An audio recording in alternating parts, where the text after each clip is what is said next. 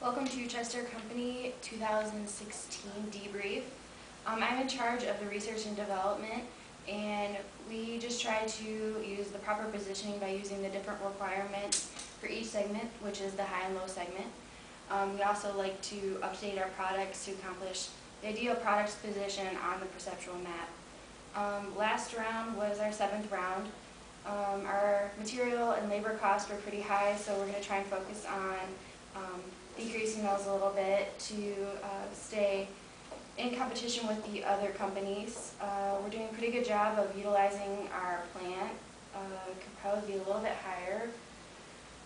Our contribution margin is slowly starting to rise since our, I guess you could say, crash rounds in rounds 3 and 4. So I think after this round we will be at a very ideal position. As the marketing manager, first we need to make sure our sales forecast is accurate. This way we won't have to overproduce and have to pay the price for production and storage. This way we can also avoid emergency loans. Next, I think we need to invest in our sales and promo budget in order to keep sales up, high awareness, and high accessibility as well. Would you guys agree? Yeah. I think so. Last, let's keep the pricing competitive. This way we can win the customers looking for a decent price for quality products. And in the beginning rounds, our biggest problem was overproduction and having to take out emergency loans. With this problem fixed, I think this next year can be a big year for us. Definitely.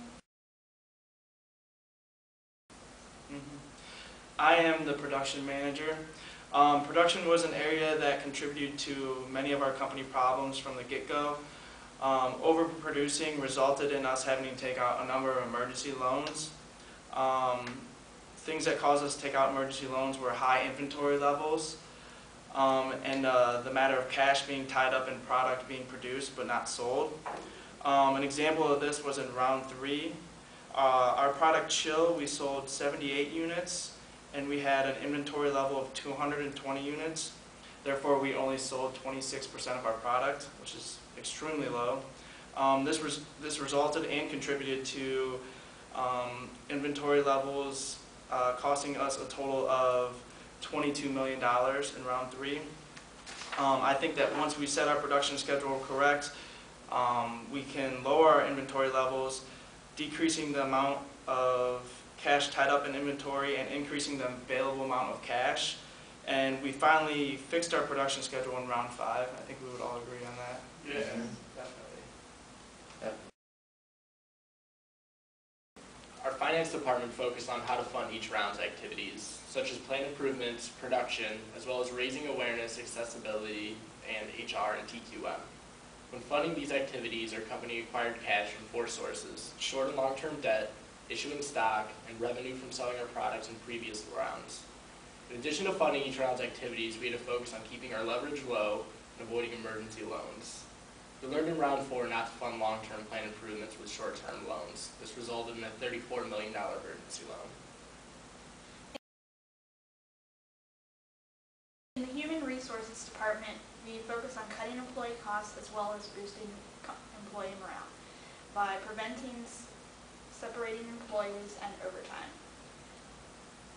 We have been focusing on a $4,000 recruitment spending per employee as well as 60 to 80 hours of training per year.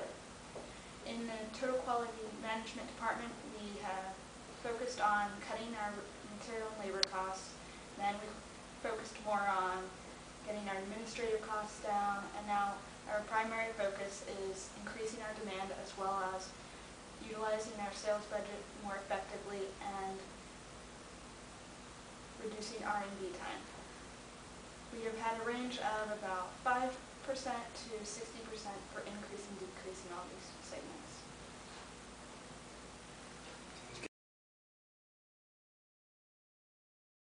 Good guys, I think round 8 is going to go really well for us. I think so too. It's going to be a big year.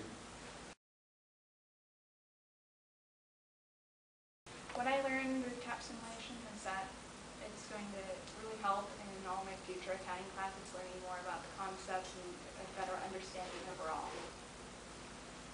Being a supply chain management major, I think I definitely learned a lot about just the effects that high inventory has on a company, just that it really hits you hard if you overproduce and you don't forecast right, so.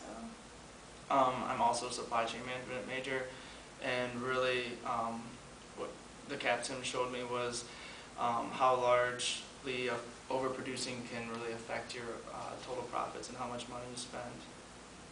I learned a lot through capsim about how different variables can affect like a total product, how, you know, just simple changes to little things can end up with a very large loss or huge revenue. I learned a lot about marketing and setting sales forecasts, as well as like increasing customer awareness and accessibility. And I think the capsim experience just gave us all, you know what I'm saying, an overall well-rounded, you know what I'm saying, image of how the business aspect is ran on a day-to-day basis, as well as how all the different departments come together and have to actually, you know what I'm saying, work together. Mm-hmm. Oh, stop. What is up with you?